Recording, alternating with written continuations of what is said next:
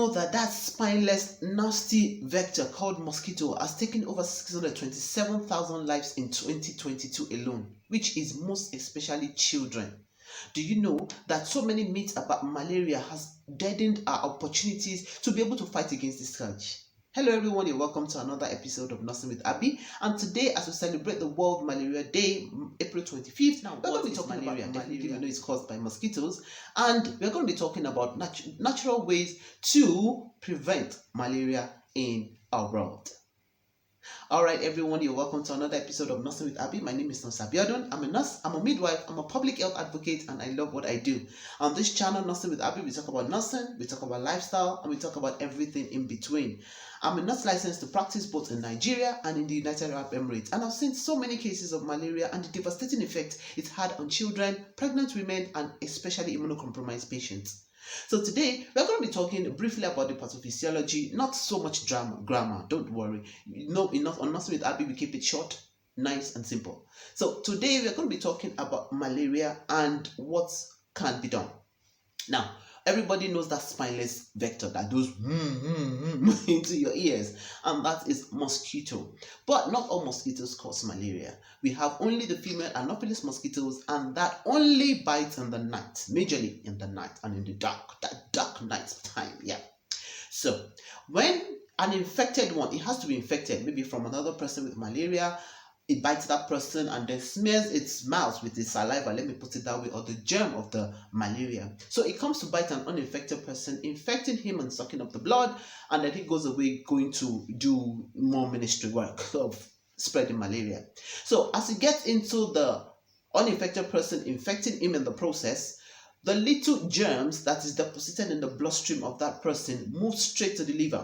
And the liver, we can just say it's like a multiplier. It just multiplies the germs immediately into thousands, and they go into the bloodstream and start their devastating damages all around the body, especially on the red blood cells. So when it gets into the red blood cells, it starts its damage, breaking down the red blood cells, causing widespread germs all over the body, and then you find different parts of the body being affected. If it affects the skin, the person starts running fever. If it affects the brain, the thermostat center of the brain is also affected. If it gets to the womb, that's the placenta and all that, you see cases of stillbirths, abortions, miscarriages, or even low birth weight. It could also get to the brain, and that's when you have the germs being so much in the body crossing the blood-brain barrier, and then causing what we call cerebral malaria, causing seizures, coma, and unfortunately leading to the finality, death.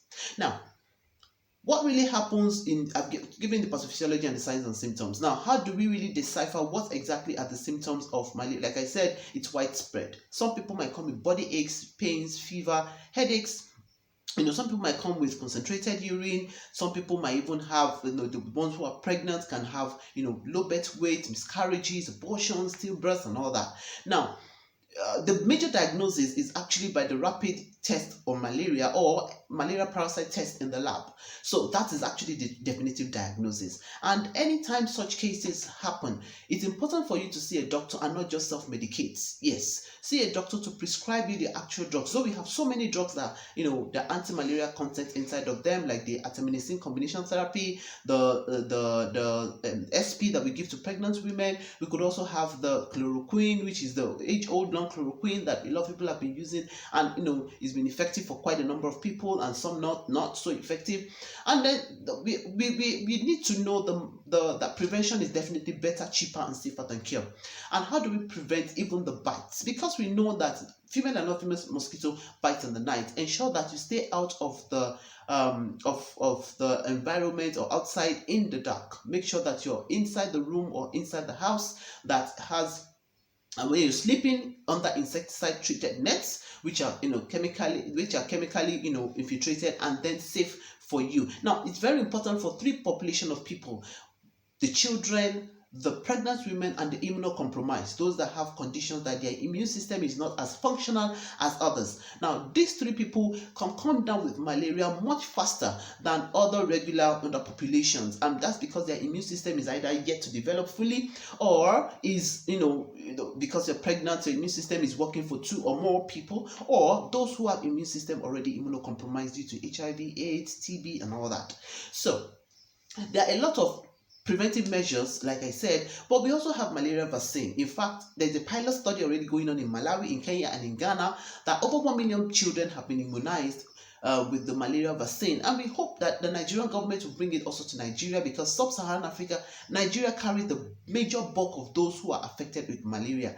So if it comes in, our children are immunized, they're vaccinated like the regular polio vaccine we give to them and all that, we can reduce the incidence of this malaria by over half.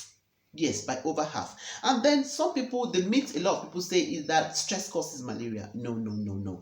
Malaria is caused strictly by the bite from the female Anopheles mosquito. But stress can have a way of systemically reducing the immune system. Remember, I said those that immunocompromised they have higher risk of getting the malaria. So if your immune system is either compromised in a way, the person can come down with malaria faster. Okay, so other myth is that a lot of people believe that you don't treat malaria, it just comes and goes away. No, because if the germs, your immune system is not able to fight it as it should, it continues the widespread systemic manifestation that can lead to more complications, leading to death. So it's important that it is treated. Now, a lot of people will say, what about improving your immunity? That is awesome, that is fine. Using a lot of vitamin C's, oranges, lemons, lime, ginger, garlic, they're all very good. You can even make them in the form of herb, yes, cooked, and the juices given to children, given to adults, so that immune system is boosted. A lot of fruit and vegetables also help to boost the immune system.